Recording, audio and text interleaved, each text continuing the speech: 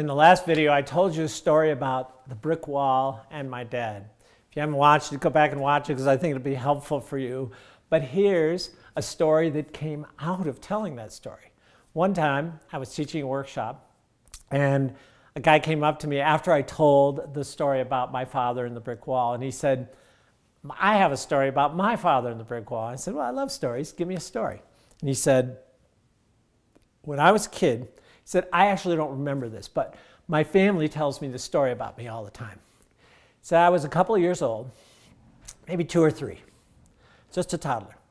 And he said, my father got a new job. Got a job as a milkman. Had a delivery truck. He would bring it home at night, and he would drive it out in the morning with all the milk in it, and he would deliver it. And he said, on the weekend, the first time he got his truck, he gave me a ride in the truck. And I was so thrilled, they told me, that I just wanted to be in that truck all the time. So Monday morning comes, and my father gets all dressed up in his milk delivery outfit, and he walks out the door and gets in the truck. And I had been sitting at breakfast with my mother and my father, and I followed my father out the door. And my mother says, I went out there, and she just watched me. And I walked up to his truck, and I said, go truck. And my father looked down at me, and he said, you know, I can't take you today. I took you for a ride on the weekend. Next week, I'll take you for a ride. But Daddy has to go to work, and I can't take you. And he says, go truck. And he works himself up, after saying go truck a few times, into a full-blown tantrum. And the father says, you know, I'm sorry you're upset, but I can't take you to work. I have to leave now. And the kid, without another word, just revs up, runs full speed into the brick wall that's on their patio, smashes his head, the blood comes spurting out. And, you know, the father jumps out of the truck, turns it off, jumps out of the truck. Mother comes running out. They grab something, they put it on his head. Mother has to, you know, take him to get stitches. And, you know, it's a big to-do. Father is a little late for work, and, you know, for his route, he has to go and all that stuff. So mother gets him fixed up, and it's a big drama.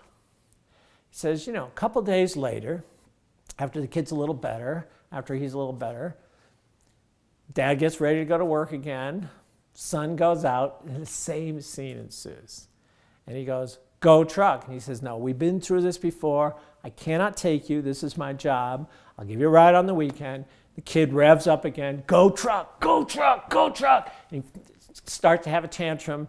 And pretty soon, he revs up. And the dad can tell he's going to run himself into the wall again and smash his head open again.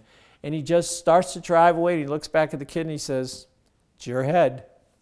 He drives away, and the kid looks at the wall, looks at his dad's truck driving away, looks at the wall, and the mother's watching from inside the kitchen, and she's just, you know, from the kitchen door, and she's watching, and she said the kid just looks at the wall another time, and then just kind of wanders back into the kitchen. He said, I am so glad my father said, it's your head.